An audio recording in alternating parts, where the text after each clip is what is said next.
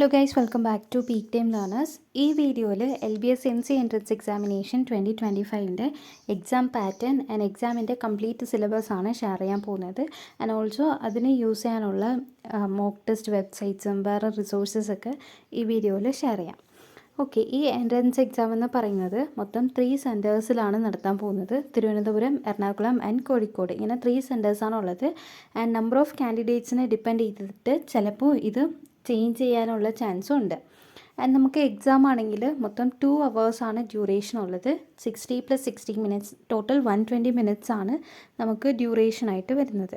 ഇതിൽ ഇൻക്ലൂഡ് ആവുന്ന ടോപ്പിക്സ് എന്ന് പറയുമ്പോൾ computer science, maths and statistics, quantitative aptitude and logical ability, English and general knowledge, ഇങ്ങനെ 5 types of topics ആണ് ഉള്ളത്.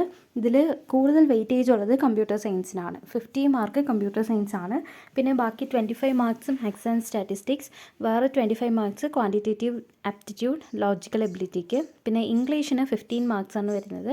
ജനറൽ നോളേജിൽ 5 മാർക്ക്, മൊത്തം 120 ക്വസ്റ്റ്യൻസ് ആണ്, 120 മാർക്സ് ആണ് വരുന്നത്. നെഗറ്റീവ് മാർക്സ് ഇല്ല.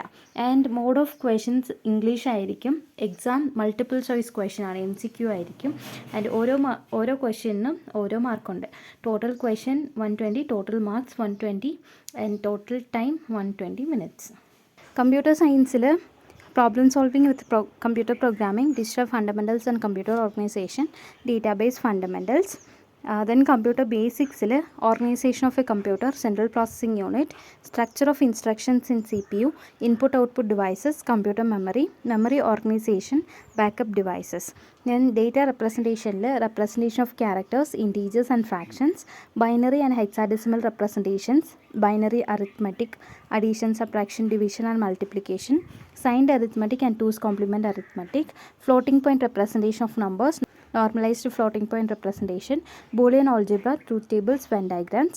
And computer architecture, basics of digital logic, block structure of computers, communication between processor and input output devices, interrupts. ഇതൊക്കെയാണ് CS based ടോപ്പിക്സിൽ വരുന്നത്. ഇനി മാത്തമാറ്റിക്സ് ആൻഡ് സ്റ്റാറ്റിസ്റ്റിക്സ് ആണ്. ഇത് ഫുള്ളും +1 +2 ടോപ്പിക്കാണ്. ഇതിൽ ഓൾജിബ്ര ഉണ്ട്, coordinate geometry, trigonometry, probability and statistics, mensuration, ഇങ്ങനെ 5 ടോപ്പിക്സ് ആണ് വരുന്നത്.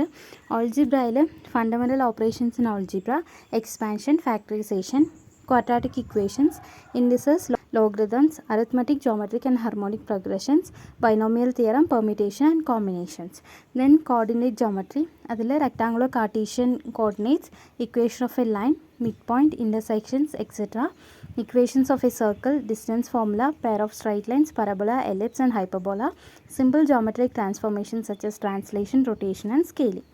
Next one, trigonometry. ഇതിൽ simple identities, trigonometric equations, properties of triangles, solution of triangles, height and distance, inverse function, ഇതൊക്കെയാണ് ഇൻക്ലൂഡ് ആവുന്നത്.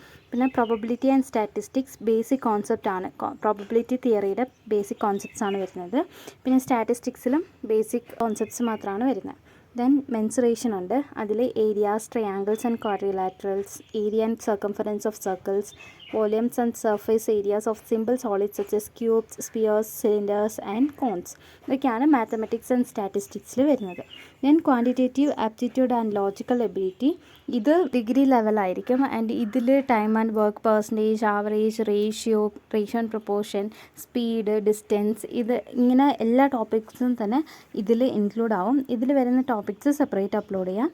ദെൻ ഇംഗ്ലീഷ് ഉണ്ട്, ഇംഗ്ലീഷ് ബേസിക്സ് ആണ്. English grammar കാണും, vocabulary, comprehension, synonyms, antonyms, sentence correction, word and phrases, jumble graphs, ഇങ്ങനത്തെ questions ആണ് English based വരുന്നത്. General നോളജിൽ current affairs ആയിരിക്കും. അത് ലാസ്റ്റ് ഒരു 1 ഇയറിന് നോക്കി വെച്ചാൽ മതി. ഇത്രയേ ഉള്ളൂ ഇതിൻ്റെ സിലബസ്.